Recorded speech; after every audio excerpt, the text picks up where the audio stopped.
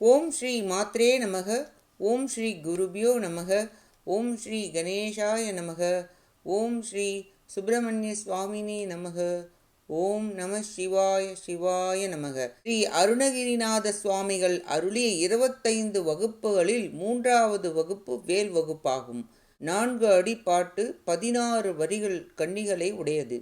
முருகன் கையில் உள்ள வேல் ஞான வேல், காக்கும் வேல். அனைத்து வல்லமையும் அனைத்தும் தரவல்லது. அனைத்து பெருமைகளையும் உடைய வேலானது எதற்கு நிகரானது, எதனை தரவல்லது என்பதை விளக்கி பாடியுள்ளார் அருணகிரிநாத சுவாமிகள். வேல் வகுப்பின் முதல் வரியான பருத்த முலை சிறுத்த இடை வெளுத்த நகை கருத்த குழல் சிவத்த இதழ் மரச்சிறுமி விழிக்கு நிகராகும் என்பதற்கு, பருத்த முலை என்பது தாய்மை ஞானப்பாலை தருபவள், படைக்கும் சக்தியாகவும், சிறுத்த இடை என்பது காத்தல் உயிர்களுக்கு ஆறுதலை தருபவள், காக்கும் சக்தியாகவும், வெளுத்த நகை முத்து போன்ற வெண்மையான பற்கள் இறை உணர்வை அருளுதல், அனுபூதி, முருகப்பெருமானை அடைய இச்சை பிறந்து இறை உணர்வை பக்தி அன்பு காதல் வரச் செய்தல், சிவத்த இதழ் சிவப்பு ஞானம், புருவ மத்தியில் செக்கச்செவேலென இருக்கும். இவ்வாறாக ஐந்தொழில்களையும் செய்யும் வள்ளியாகிய இச்சாசக்தியின் விழிக்கு நிகரானது அந்த ஞான வேல். இழுக்கும் 5 செய்யும் சக்தி உள்ளது. சரண் அடைந்தவர்களை காப்பாற்றி முருகப்பெருமானின் அருளை நமக்கு பெற்றுத்தரும் ஞானவேல் இச்சாசக்தியாக வள்ளியம்மையின் விழிக்கு நிகரானது எனவும், 2வது வரியான பனைக்கை முக படக்கரட மதத்தவள கஜக்கடவுள் பதத்தி நிகழத்து முலை தெரிக்க வரமாகும் என்பதற்கு, பனைமரம் போன்ற காதுகளை உடைய முகப்படம் அணிந்திருந்த இந்திரனின் ஐராவத வெள்ளை யானையை சூரவன்மன் சிறைச்சாலையில் ஆணியில் சங்கிலியால் கட்டி அடைத்திருந்தான். அந்த யானை துன்பப்பட்டு அலறியது. அப்பொழுது முருகப்பெருமானை வேண்டி முறையிட்டு அழுதது. வேல் சென்று அந்த ஆணியை தெரிக்க செய்து ஆணியை உடைத்து சங்கிலியை அறுத்து சிறையிலிருந்து மீட்டியது. முருகப்பெருமானிடம் சென்று அவருக்கு நன்றியுடன் வாகனமாகி முருகனை சுமந்தது. நாமும் ஆசையால் கட்டுண்டு துன்பமாகிய சங்கிலியால் பிணைக்கப்பட்டு நாம் முருகப்பெருமானை நினைந்து வேண்டும் பொழுது, வேலானது நம் துன்பத்தையும் பிறப்பு இறப்பு சுழற்சியிலிருந்து மீண்டு முருகனின் திருவடியின் கீழ் நம்மை சேர்த்து துன்பங்களை போக்கி வரம் தரும் வேல் என்றும், 3வது வரியான பழுத்தமுது தமிழ்ப்பலகை இருக்கும் ஒரு கவிப்புலகன் இசைக்குறுகி வரைக்குகையை இடித்து வழிகாணும் என்பதற்கு, பழமையான தமிழ் மொழி, தமிழ் சங்கம், அதில் புகழ்பெற்ற புலவர்களுக்கு தலைவரான நக்கீரர் அவர் கவி புலவராவார். ஒரு சமயம் சிவபூஜை செய்ய அதில் கற்கி முனி பூதம் மீன் பறவை வடிவில் வந்து சஞ்சலம் செய்ய, பூஜையில் தவறு ஏற்பட்டது என அவரை பிடித்து 999 புலவர்கள் இருக்கும் குகையில் அடைத்து அனைவரையும் உண்ணப்போவதாக கூற, அப்பொழுது நக்கீரர் திருமுருகாற்றுப்படையை போற்றி புகழ்ந்து பாடி முருகப்பெருமானை வேண்ட, முருகனின் வேல் வந்து அந்த குகையை இடித்து பூதத்தை அழித்து அனைவரையும் காப்பாற்றியது. துன்பமான வாழ்க்கை குகை சிறையில் கர்ம வினைகள் உயர்நிலைக்கு போவதை தடுக்க மூலக்காரணமான வினையை வேரை அழித்து முருகப்பெருமானின் பாதத்தை அந்த வேல் காட்டியது. வினைகளை போக்கி வழிகாட்டும் வேல் எனவும், 4வது வரியான பசித்தலகை முசித்தழுது முறைப்படுதல் ஒழுத்தவுணர் உரத்துதிர நினத்தசைகள் புசிக்க அருள் நேரும் என்பதற்கு, பேய்கள் மிகவும் பசியுடன் அழுது ஒல்லியாக வாடிய பொழுது அவைகளின் பசியை போக்க அரக்கர்களின் இரத்தம் தோய்ந்த தசைகளை, கொழுப்பு நிறைந்த தசைகளை அழித்து உணவாக தந்து பசியை போக்கியது. வேல் நமக்கும் பணம் பதவி ஆசை போன்றவை அடங்காது மீண்டும் மீண்டும் பிறவி வரும். மேலும் மேலும் காமம் பசி பணம் போன்றவை வந்து தீங்கு செய்யும். நல்லதை நினைத்தால் நல்லது வரும், தீயதை செய்தால் தீமையே விளைவிக்கும். நமக்குள் இருக்கும் தீய எண்ணம் போக நல்லெண்ணம் வர, பாப புண்ணியம் போய் பிறவி வராமல் தடுக்க வேல் நமக்கு ஞானத்தை தருகிறது. புசிக்க நமக்கு சாப்பாடும் ஞான பசிக்கு ஞானத்தையும் தரும் அருள் தரும் வேல் என்றும், 5வது வரியான சுரர்க்கும் முனி வரர்க்கும் அகபதிக்கும் விதி தனக்கும் அரி தனக்கும் நர தமக்கும் உறும் இடுக்கண் வினைசாடும் என்பதற்கு, தேவர்களுக்கும் கடவுளையே எப்பொழுதும் நினைக்கும் முனிவர்களுக்கும் இந்திரனுக்கும் பிரம்மாவிற்கும் திருமாலுக்கும் மனிதர்களுக்கும் அனைவரின் வினை துன்பம் வேலை நினைக்க அழியும். துன்பம் பறந்தோடும். துன்பத்தை துவம்சம் செய்யும். சூரபன்மனால் தேவர்கள் மற்றும் அனைவரும் கஷ்டப்பட்டனர். பாவத்தால் ஊழ்வினையால் துன்பப்பட்டனர். சூரபன்மன் தக்ஷன் போன்ற சிவநிந்தனை இடத்தில் இருந்தால் தீவினை வந்து சேரும். நாம் செய்யும் தீவினையே நம்மை வருத்தும். திருந்தி நாம் செய்தவற்றை மாற்றிக்கொண்டால் நமக்கு வாய்ப்பு கிடைக்கிறது. திருந்தி இறைவனின் சரண் புகுந்தால் நம் தீவினை போகிறது.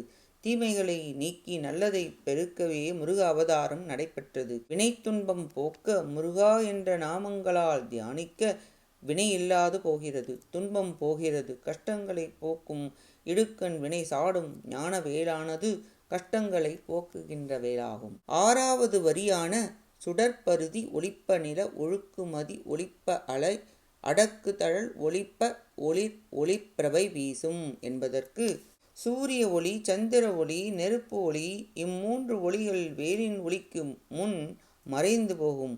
வடவாமுகாக்னி நெருப்பின் ஒளியை காட்டிலும் மிக பிரகாசமாய் ஒளிரும். முருகவேலின் ஆற்றல் சிவனின் கண்களாக விளங்கும் சூரியன், சந்திரன், அக்னி என்ற மூன்றும் உடல் சூடாகிய மூலாக்னியும் பூமியின் மத்தியில் உள்ள வடவாக்னி போன்ற அக்னிகளை விட சூரிய கோடி பிரகாசமாய் விளங்கும். நிலவைப் போல் குளிர்ந்த தன்மையும் உதிராக்னி, பவித்ராக்னி, ராமவான் அக்னி போன்ற அனைத்தையும் விட முருகன் கையில் உள்ள வேல் ஞானமயமான மிகவும் தேஜஸான பிரகாசமான வேல். ஆசை கர்மவினை துன்பம் போக்கும் ஒளிரும் வேல் பிரகாசமான ஞானவேல் என்றும், 7வது வரியான துதிக்கும் அடியவர்க்கும் ஒருவர் கெடுக்க இடர் நினைக்கும் அவர் குலத்தை முதல் அறக்கலையும் எனக்கு ஒரு துணையாகும் என்பதற்கு முருகப்பெருமானை யார் முழு முதற் பொருளாக நினைத்து வணங்குகின்றார்களோ அப்படி துதிக்கும் அடியவர்களுக்கு யாராவது தீங்கு செய்ய நினைத்தால் செய்ய நினைத்த முதலில் வேலிற்கு தெரிந்து அவர் குலத்தையே ஒன்றுமில்லாது அழித்துவிடும். எப்பொழுதும் துணையாக இருக்கும். வெல் என்ற வினை சொல் வேல் என வெற்றி பெறு வேல் என்றானது. எப்பொழுதும் துணையாக வேல் இருப்பதால் அவர்களை யாராலும் தீங்கிழைக்க அணுக முடியாது. எப்பொழுதும் துணையாக பாதுகாக்கும் வேல் என்றும், ஒப்பற்ற துணையாக விளங்கும் வெற்றிவேல் என்றும். 8வது வரியான சொலற்கரிய திருப்புகழை உரைத்தவரை அடுத்த பகை அறுத்தெறிய உருக்கேழும் அறத்தை நிலை காணும் என்பதற்கு சொல்லுவதற்கு அரிய திருப்புகழை பாடுபவர்களான அடியவர்களின் இரு பக்கமும் அருகில் எப்பொழுதும் இருக்கும் வேல் பகைகளை அறுத்து எரிந்துவிடும். நமக்குள் இருக்கும் பாவவினை கர்மவினை முளைக்கும் போதே அழிக்கும். வாழ்க்கையை எதிர்நோக்கும் தைரியம் வரும். எதிர்ப்பகை எண்ணம் நீங்கி பராக்கிரமம் வரும். அறவழியில் செல்ல நம்மை நிலைநிறுத்தும். உட்பகைகளை உடன் விரட்டும் வேல். திருப்புகழை உணர்ந்து உரைப்பவர்களுக்கு அறவழியில் நிலைத்து நிற்க வேல் எப்பொழுதும் உதவும். முருகனையே மனதில் நினைத்து பூஜை செய்து வினையை போக்கி தர்மத்தில் நிலைநாட்டச் செய்யும். அற வாழ்க்கையை வாழ அருள் புரியும். 9வது வரியான தருக்கி நம முறுக்கவரின் எருக்குமதி தரித்த முடி படைத்த விரல் படைத்த இரு கழற்கு நிகராகும் என்பதற்கு கடைசி காலத்தில் அந்தகன் வரும் அந்த நேரத்தில் வேகமாக யமன் வந்து வலிமையுடன் இழுப்பான்.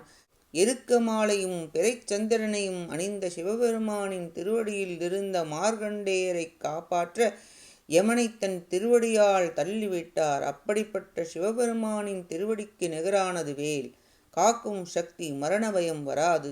வினை விலகும், பகையை விளக்கும், வேகமாக வந்து காப்பாற்றும். சிவனின் திருவடி நம்மை காப்பது போல வேலானது நம்மை யமனிடமிருந்து காப்பாற்றும் எனவும். 10வது வரியான தளத்திலுள்ள கனத்தொகுதி கலிப்பினுனை அழைப்பதென மலர்க்கமல கரத்தின் முனை விதிர்க்க வளைவாகும் என்பதற்கு போர்க்களத்தில் அசுர கூட்டத்தை கொன்று பூத கனக்கூட்டம் சந்தோஷமாக உணவு உண்ண தாமரை மலர் போன்ற கரத்தின் முருகனின் கையில் உள்ள வேலின் நுனி அசைந்து வளைய எதிரிகள் அஞ்சி ஓடி நடுங்கினார்கள். வேகமாக சுற்றி வருவதால் சப்தம் கேட்டு எதிரிகள் ஓடிப்போனார்கள். பூமியில் உள்ள உயிர்கூட்டங்களுக்கு இன்பமாக வாழ பசிக்கு உணவு, அமிர்தம் சுவையாக விதவிதமாக உணவு தரும் வேல். அமிர்த மலை போல் விளங்கும் பசி தீர்க்கும் அன்னம் தரும் வேல். வேலின் நுனி அசைய அனைத்தையும் தரும். பசிப்பினி வராது. ஞானப்பசி எடுப்பவர்களுக்கு ஞானத்தை அருளி மனம் கசிந்து உருகி பூர்ண திருப்தி ஏற்பட நிறைவை தரும் வேல் எனவும். 11வது வரியான தனித்து வழி நடக்கும் எனதிடத்தும் ஒரு வளத்தும் இரு புறத்தும் மறு அடுத்து இரவு பகல் துணையதாகும் என்பதற்கு தனித்து வழி என்பது வாழ்க்கை ஒவ்வொருவரும் தனியாகத்தான் வந்தோம், இது நடக்குமோ அது நடக்குமோ என்ற பயம் போகும். ஏனெனில் எனது இடப்பக்கத்திலும் வலப்பக்கத்திலும் முன்னும் பின்னும் மேலும் கீழும் பாதுகாப்பு வளையமாக இருந்து எப்பொழுதும் நம்மை காக்கும், இரவு பகல் என இடைவிடாமல் காக்கும், பிறப்பு இறப்பு கர்ம வினைகள் கழன்று அருள் எப்பொழுதும் உடலோடு உயிர் ஒட்டி இருப்பது போல் இதயத்தில் துணையாக உள்ளார், மிக அருகில் உள்ளார். அதுபோல் வேலானது இடைவிடாமல் எப்பொழுதும் வளையம் போல் காக்கிறது எனவும் 12வது வரியான சலத்து வரும் அரக்க உடல் கொழுத்து வளர் பெருத்த குடல் சிவத்த தொடை என சிகையில் விருப்பமொடு சூடும் என்பதற்கு கோபமாய் வரும் அரக்கர்களின் உடல் சாப்பிட்டு சாப்பிட்டு கொழுத்து உடல் பெருத்து வளர்ந்து இருந்த குடலை உருவி சிவப்பான அரளி ரோஜா போன்ற சிவந்த மாலையை போட்டுக்கொள்வது போல் வேலானது சூடிக்கொண்டது. முருக அவதாரமே அரக்கர் கூட்டம் அழித்து தேவர்களை துன்பத்திலிருந்து காப்பாற்றவே உதித்தவர். ஆணவம் கர்மம் மாயா என்ற 3 மலங்களையும் ஆசையால் தீனி போட போட அதிகமாக வளர்ந்து கொண்டே போகிறது. ஞானம் வர வர சுத்தமாகும் மனது, மயிலான அழகான மனசு அசுரர்களான கெட்டது அழிந்து முருகனின் திருவடியில் சேர்ந்து நல்லதை செய்ய மனது ஆசைப்பட்டு சேவலை போல் முருகனையே பாடி அவர் திருவடியில் அவரை சுமக்கும் மயிலாக மாறுவோம். நான் முருகன் கூட்டத்தை சேர்ந்தவன் என்று அடையாளம் செய்து கொண்டு ஆணவம் அடங்கி ஞானமுடன் பக்தியுடன் இருப்போம், அதை அருளுவது வேல் எனவும் 13வது வரியான திரைக்கடலை உடைத்து நிறை புனற்கடிது குடித்துடையும் உடைப்படைய அடைத்துதிர நிறைத்து விளையாடும் என்பதற்கு சமுதரத்தின் உப்பு நீரை வட்ட செய்து குடித்து அசுரர்களின் இரத்தத்தால் நிரப்பி வீர விளையாட்டுகளை செய்து விளையாடும் வேல், செய்ய முடியாதவற்றை செய்து முடிக்கும் வேல், பெரிய பெரிய காரியங்களை கூட மிக விளையாட்டாக செய்து முடிக்கும் திறன் உடைய வேல், நாம் வணங்கினால் நமக்கும் முடியாததென்பது ஒன்றும் இல்லை, நம் அனைத்து விருப்பத்தையும் நிறைவேற்றும் வேல் எனவும் 14வது வரியான திசைக்கிரியை முதற்குலிசன் அறுத்த சிறை முளைத்ததென முகட்டினிடை பறக்க வர விசைத்த அதிர ஓடும் என்பதற்கு கடலின் அலை போல பிறப்பும் இறப்பும் உயிர் வாழ்க்கை தன்னிடத்தில் திரும்ப திரும்ப பிறக்கும் நிலை வருகிறது. அலைகள் ஓய்வதில்லை. வீர மகேந்திரபுரி சுற்றி கடலை தாண்டி யாரும் வரமாட்டார்கள் என நினைத்தார்கள் அசுரர்கள். வேல் வந்து உடைத்து கடல் நீர் உள் புகுந்து கவர்ந்தது, அக்கடலை விழுங்கியது. வேல் விளையாட்டாக அனைத்தையும் செய்தது. ஞானம் வந்தால் ஒவ்வொரு விஷயமும் புரியும். ஞானிகள் புரிந்து கொள்ள வேலை வணங்கி அருள் பெற்று வாழ்ந்தனர். ஞானத்தை தரும் வேல் எனவும் 14வது வரியான திசைக்கிரியை முதற்குலிசன் அறுத்த சிறை முளைத்ததென முகட்டினிடை பறக்க வர விசைத்த அதிர ஓடும் என்பதற்கு ஒரு காலத்தில் மலைகளுக்கு சிறகுகள் இருந்தன. இந்திரன் தேவர்களின் தலைவன். மலைகள் சிறகால் பறந்ததால் துன்பம் ஏற்பட அதை வஜ்ராயுதத்தால் அறுத்து எறிந்தான். அவைகள் நிலைத்து நின்றன. சூரபன்மனுடன் போர்க்களத்தில் போரிட அனைத்து அண்டங்களிலிருந்தும் உச்சியிலிருந்தும் போரிட வந்தனர். வேக வேகமாக வேல் ஓடி போரில் பறந்தது.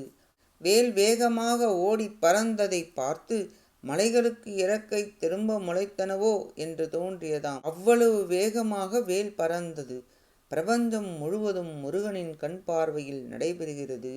வேல் மொத்த பிரபஞ்சமும் அவர் திருக்கைக்குள் அடங்கும். அத்திருக்கைக்குள் அடங்கியிருக்கும் வேலானது ஞான சீற்றத்தால் நடைபெறுவதை யாராலும் தடுக்க முடியாது. மலையான நம் மனது பரந்து கட்டுப்பாடின்றி சுற்றுவது மனம் கட்டுப்பட்டு தத்துவங்களை புரிந்து தரிசிக்கும் தடுமாற்றம் தவிர்த்து ஞானம் பாய்ச்சி நிலை நிற்க செய்கிறது. ஞானத்தால் தான் மனம் கட்டுப்படும். அந்த ஞானத்தை தரும் வேல் எனவும் 15வது வரியான சினத்த உணர் எதிர்த்தரன களத்தில் வெகு குறைத்தலைகள் சிரித்தெயிறு கடித்து விழித்து அலர மோதும் என்பதற்கு கோபமுடைய அசுரர்கள் போர் பூமியில் வெட்டப்பட்ட தடைகள் பல்லை கடித்து கொண்டு விழி மொழித்து சிரித்து அலறி மோதி விழுகிறது. கர்ம வினைகள் முருகனின் ஞானவேல் பக்தியை தந்து பல ஜென்ம பாபத்தையும் வினை பதவிகளையும் போக்கிவிடும்.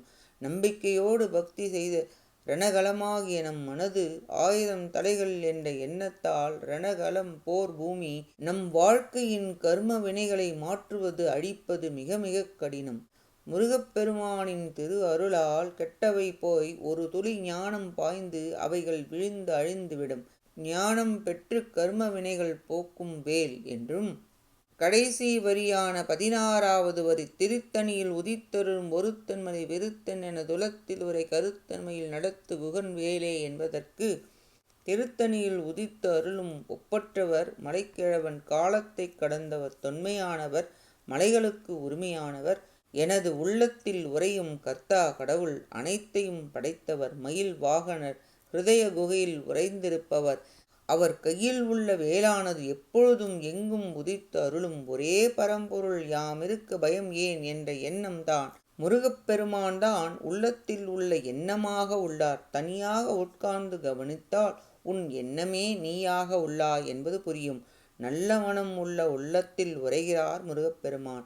மயில் வேல் காட்டும் இடத்திற்கு வரும், வேல் முருகன் இருக்கும் இடத்திற்கு செல்ல வழிகாட்டும் ஞானம். அவ்வழியில் சென்றால் முருகன் திருவடி நிழலில் அடையலாம். முருகன் கையில் உள்ள வேலானது வள்ளியம்மையின் விழிக்கு நிகராகும்.